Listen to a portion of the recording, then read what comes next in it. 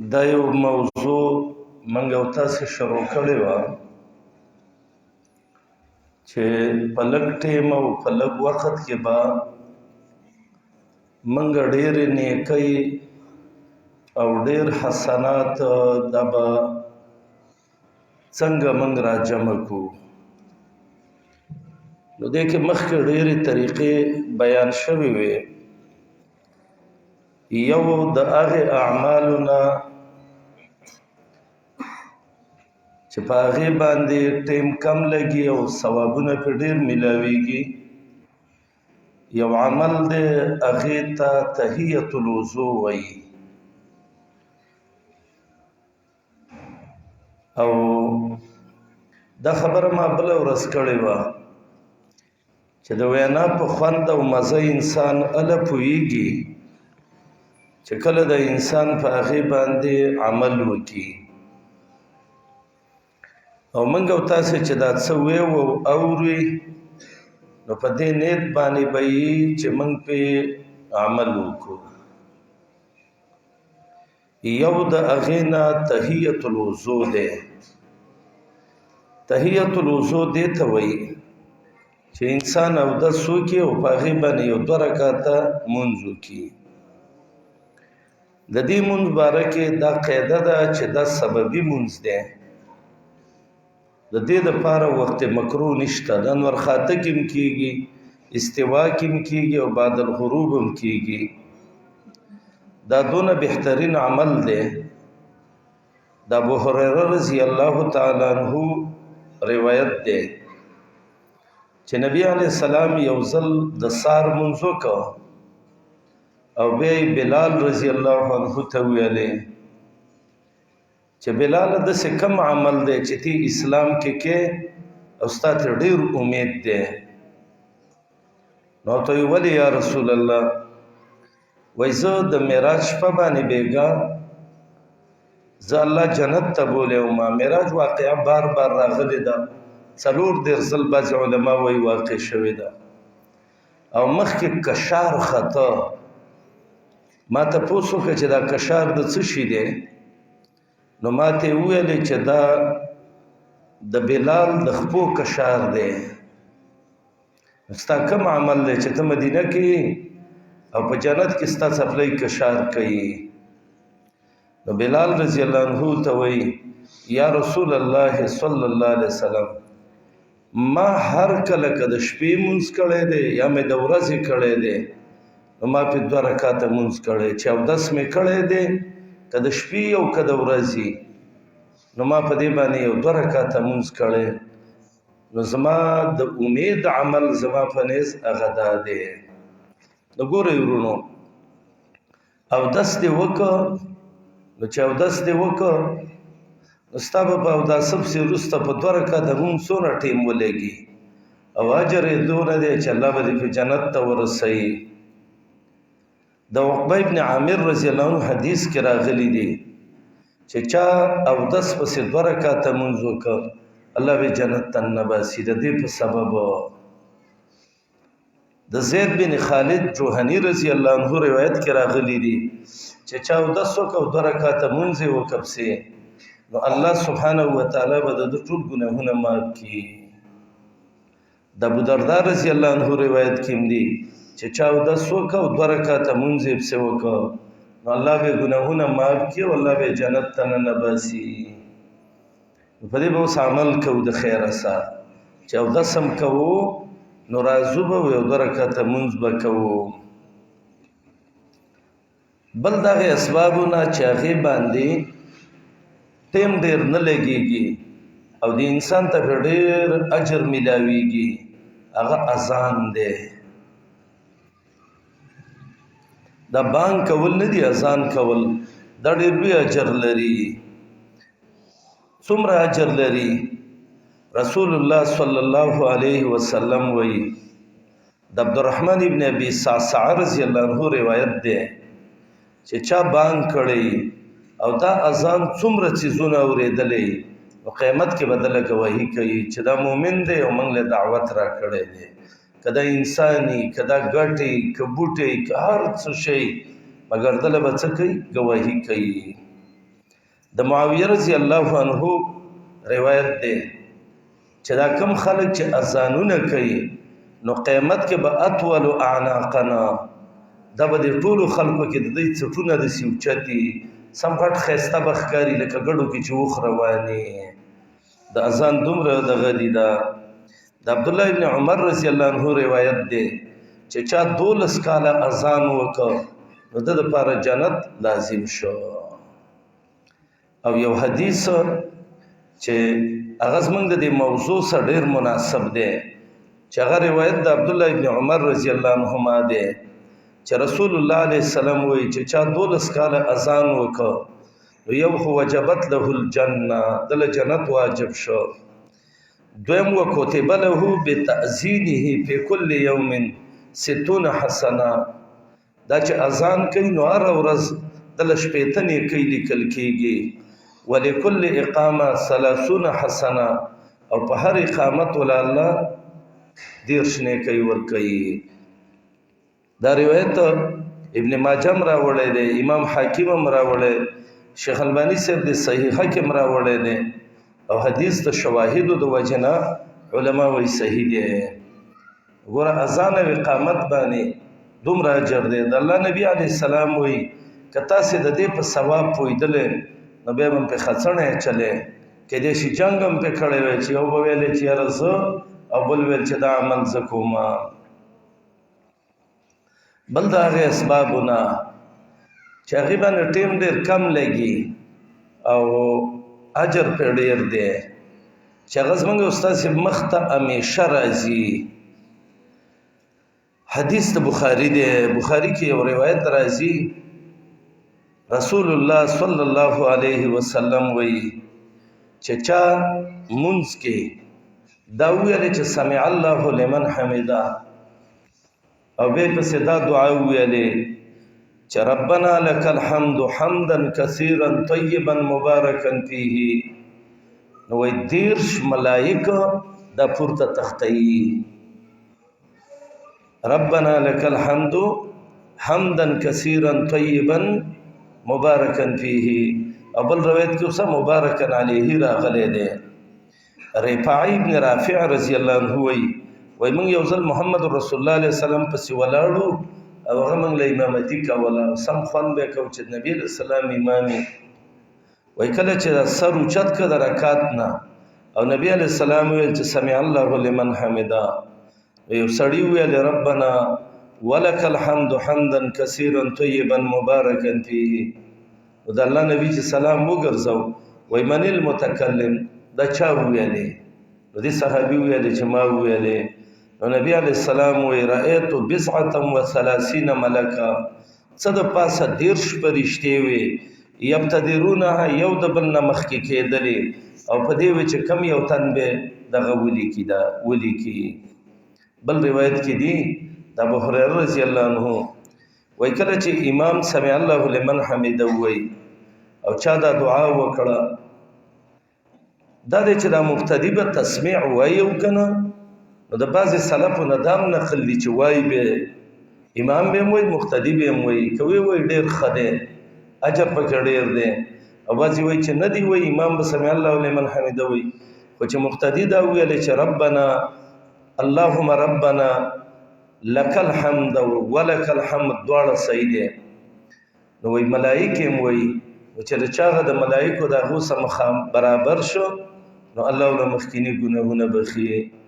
څونه ګټه موکړې ورونو ټیم په ډیر کم ولګېده او موږ منځونو کې سمع الله لمن حمده والله اکبر نه الله اکبر نه ربنا لك الحمد حمدا كثيرا طيبا مباركا فيه. او دلته څلور طریقې حدیثو کې راغلي دي ربنا لك الحمد حمدا كثيرا ربنا ولك الحمد حمدا كثيرا طيبا او اللهم ربنا لك الحمد حمدا كثيرا طيبا او اللهم ربنا ولك الحمد حمدا كثيرا طيبا مباركا فيه. دا تاسو ټول ته یاد ده کنه دسه خلک به څوک چې هغه ته نه یاده لا سوچت کوي چې یادې کو ته کنه دا به یادو د خیر صاحب ربنا لك الحمد وي حمدا كثيرا طيبا مباركا فيه بل د هغې اعمالو نه الله دې زموږ او ستاسو د ټولو نصیب کړي چې په هغې کې وخت کم لګي او اجر پرې ډېر دی. هغه د جمع مونځ دی، صلات الجماعه، د جمع مونځ. دې کې څومره دغه دی ده، یو روایت کې دی چې یو مونځ دی په جمع وکړه او 20 مونځونه دې ځان له وکړه، دا یو مونځ د 20 نه غوره دی. تفضلو حدیث کې دی چې ځان له مونځ چې دی د جمع مونځ صلات الجماعه افضل من صلات الفرد ب27 درجه. بخاری و مسلم کې روایت دی. او په حدیث د عثمان رضی الله عنه کې راغلی دی چې چا د جمع مونځ وکړ والله مخکینی ګناهونه معاف کوي. حدیث عبد الله ابن عمر رضی الله عنه کې دی چې الله د هغه چا نه تعجب کوي چې هغه په جماعت او په جمع باندې مونځ کوي. او دا حدیث هم شیخ البانی صاحب صحیحه کې راوړی دی. عثمان ابن عفان رضی الله عنه وی ما د محمد رسول الله علیه السلام نه اوریدلی دي چې ویلې چې من توضأ فاسبغ الوضوء، چا چې اودس وکړ او ښه ښایسته برابر کامل اودس یې وکړ چې هر اندام یې درې ځل وینځه او ثم مشى الى صلاه مکتوبه به جمع لاړ نو فصلىها مع الامام او به د امام سره جمع وکړه نو غفر له ذنبه، الله یې ګناهونه معاف کوي. موږ او تاسو به د جمع ډېر خیال کوو. جمعه او مدرسې خو هر سړی د جمع خیال کوي، خو سړی هغه دی چې دې نه بار د جمع خیال وکړي. او چې کله لمونځ د جمع قضا کېده خیر دی بل سړی رانیسئ مونځ بیا نه یې کړی وایي راځه وروره دغه به وکړو مونځ به وکړو. اسلام کې د ځان له لمونځونه نشته دی، دا د ډېر سخت عذر په وخت کې دی. نور شریعت د جمع مونځ ویلی دی. الله د جمع په مونځ باندې انسان ته ګناه معاف کوي او الله له یو مونځ په 20 باندې حسابوي. ډېره ګټه مو وکړه، تاسې مو وکړه او د مسلمانانو خویندو مو وکړه. او هغه ډېرې قسمتي زنانه دي چې د هغوی په ګاونډ کې داسې ځای چې هغې کې د جمع مونځ کېږي.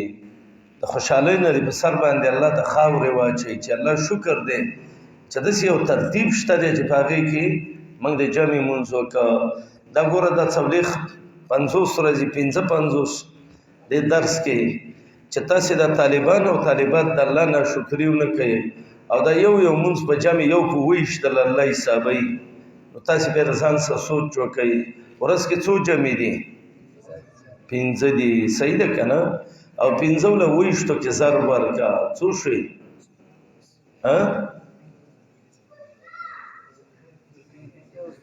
135 دي که نه؟ 115 ته نو 115 جمع م وکړې ایوه نیکي په لس وسه حساب کې 135 د په لس کې ضرب ورکړه. یار په الله دې یقین کېږي چې دونه نیکۍ جمع کړې په یو ورځ کې چې دا جمعه خړه کېږي. د الله څونه خوشحالي ده. صحیح ده د مدرسو کې به تکلیف هم وي، خوراک به هم کمزورۍ، د بسترې تکلیف به وي، د بجلۍ به وي، رش او ګڼه به وي، خوب ته به هم سړی ډېر نه دغه کېږي.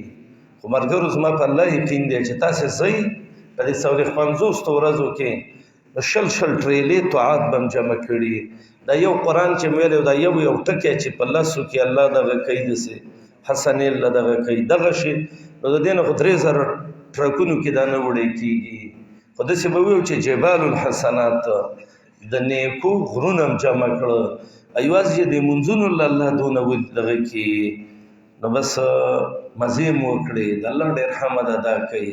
سلفو به ویلي وایي په دې دین کې دونه خوند دی او دونه ګټه او مزه ده کې وایي زموږ د خانه کعبې په رب قسمي که د بادشاهانو زامن په دې خوند پوه شو چې د علم او قرآن او حدیث کې څونه خوند او مزه ده نو موږ سره به جنګ وکړي او په تورو به مو ووایي او د جوماتونو نه به مو باسي او راته به وایي چې دا موږ دا مزه چاته نه پرېږدو. دا خوند بادشاهي کې نشته، تاسې چې کوم خوند دغه کوئ او دا داسې تدریج دی. یقیني ته وایم بیا خاص کر د طالب العلمۍ دا ډېر ناشنا وخت دي او ډېر د فایدې او د ګټې وخت دي.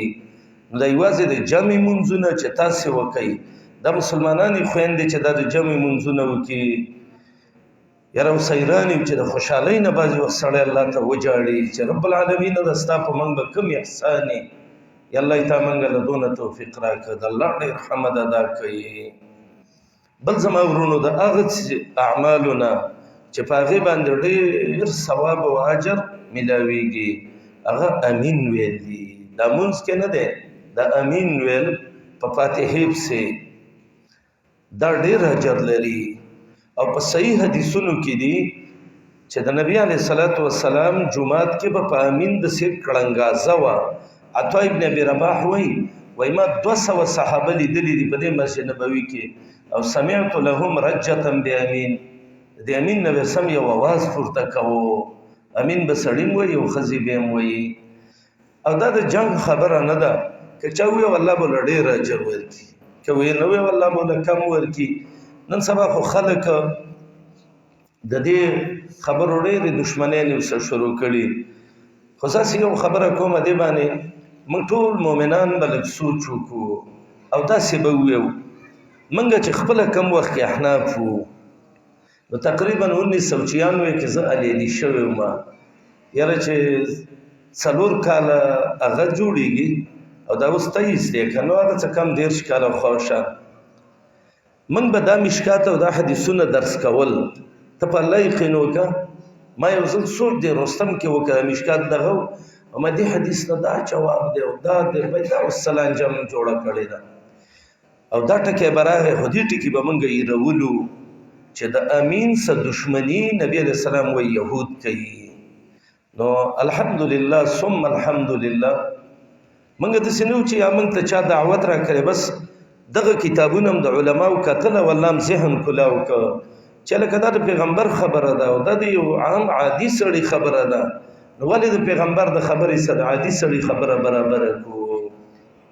او د دې امین بخاری کې حدیث دی چې د چا امین د ملائکو د امین سره برابر شو نو الله ته مخکینی ګناهونه بخي. نو زمونږ دا بعضې مولیانا الله دې پوهه کړي، پوهه دي خو الله دې ولدا ذهنونه کولاو کړي.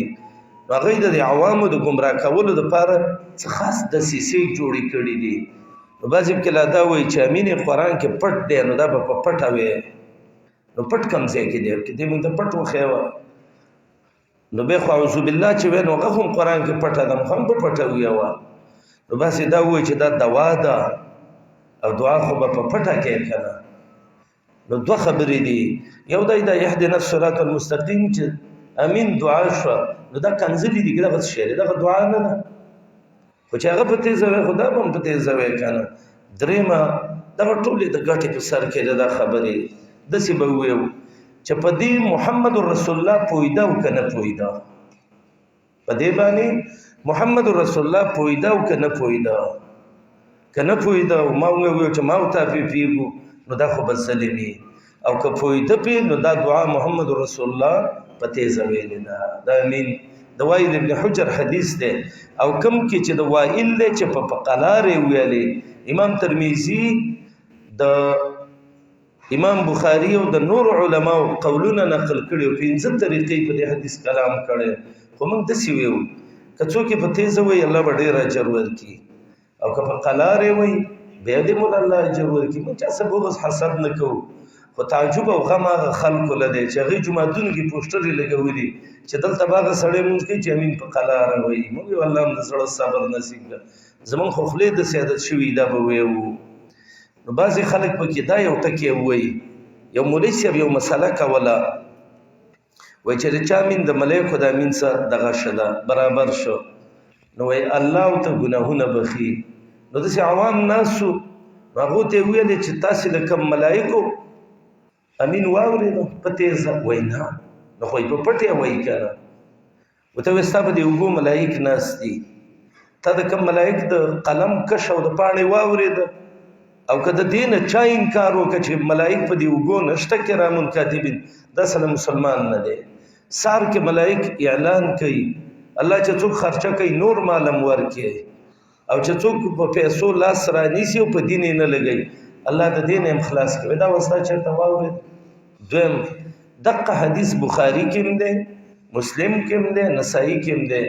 حدیث ابو هريره رضی الله عنه دی و چې یو تن اذا قال احدكم في الصلاه امين، چې یو تن منځ کې امین وای نو والملائکه یو فی السماء امین، ملائک په اسمان کې امین وای، د ملائکو صفونه دي نو دلته چې ته امین وای نو ته غم وای نو فوافق احداهما الاخرى غفر له ما تقدم من ذنبه.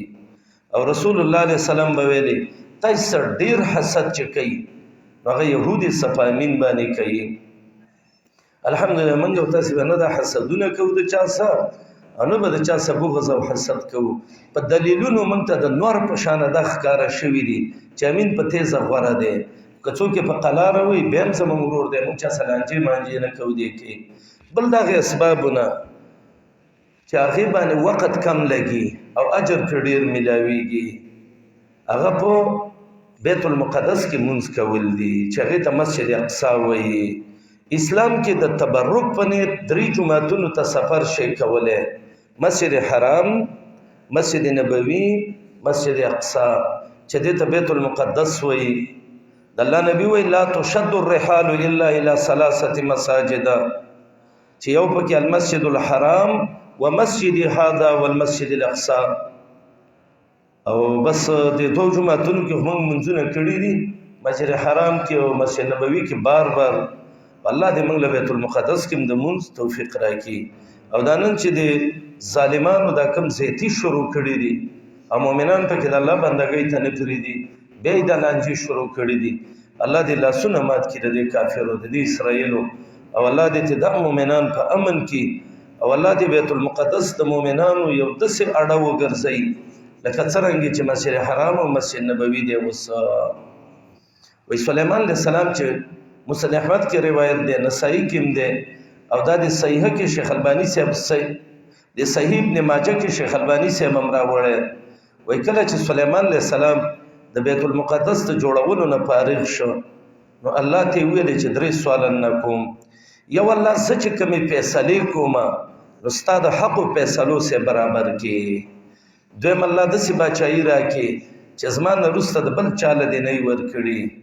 او دریم رب العالمین چې څوک دې جومات ته راځي او مونځ کوي نو الله ته ګناهونه معاف کړي، او داسې معاف کړي لکه په کومه ورځ چې د مور نه پیدا شي چې دقسې دې له ګناهونه معاف کړي. وایي الله ته ویل دا 2 سواله دې قبول شو او د دې دریم امید ساته. نو دا ډېر زیات ناشنا د عبادت زیاده. یو روایت دلته ضعیف دی، هغه دا چې په مسجد نبوي کې یو مونځ په دغه باندې دی په 50 زره دی، او په مسجد اقصی کې یو مونځ په 50 زره دی. دا روایت سندن ضعیف دی، ابن ماجه راوړی دی، خراوین پکې مجاهیل دي، او دې وجه نه شیخ البانی صاحب ته دی مشکات باندې چې کوم تحقیق کړي هغه کې متضعیف ویلي. البته داسې یو روایت شته دی چې په مسجد حرام کې یو مونځ په 1 لاک دی او په مسجد نبوي کې یو مونځ په 1000 دی. د 500 روایت کمزورې دی. او په المسجد الاقصی بیت المقدس کې یو مونځ چې دی د په 500 باندې دی. اللهم وفقنا للصلوات في المساجد الثلاثه مرارا. الله بار بار موږ لدی مسجد حرام کې، مسجد نبوي کې، مسجد اقصی کې رب العالمین موږ له د بار بار منځونو توفیق راکړي. زما ورونو بل د هغې اعمالونه چې وخت پې لږ لګي او اجر پکې ډېر دی هغه په مسجد قبا کې مونځ کولو. حدیث د عبدالله ابن عمر او د اسید ابن حضیر رضی الله تعالی عنهما کې راغلی دي چې په مسجد قبا کې یو مونځ د عمرې عمره برابر دی په اجر او ثواب کې، چې دې ته مسجد د بني عمرو ابن عوف وایي. ډېر فضیلتونه دي، 2 رکعاته مونځ د عمرې عمره اجر پې میلاویږي. حدیث د سهل ابن حنیف رضی الله عنه کې راغلی دي چې 4 رکعاته مونځ په مسجد قبا کې وکړه لکه یو مری چې دې آزاد کړی. په حدیث د عامر ابن سعد او د عائشه بنت سعد کې راغلی دي چې مسجد قبا کې مونځ دغه ډیر زیات اجر دی د بیت المقدس د اجر نه د مون. نو چې چا دې کې مونږ نه کړي الله سبحانه و تعالی دې ولا توفیق ورکړي او الله دې لبوت لیکي ان شاء الله نور به ويو اللهم صل وسلم على عبدك ونبيك محمد وآله وصحبه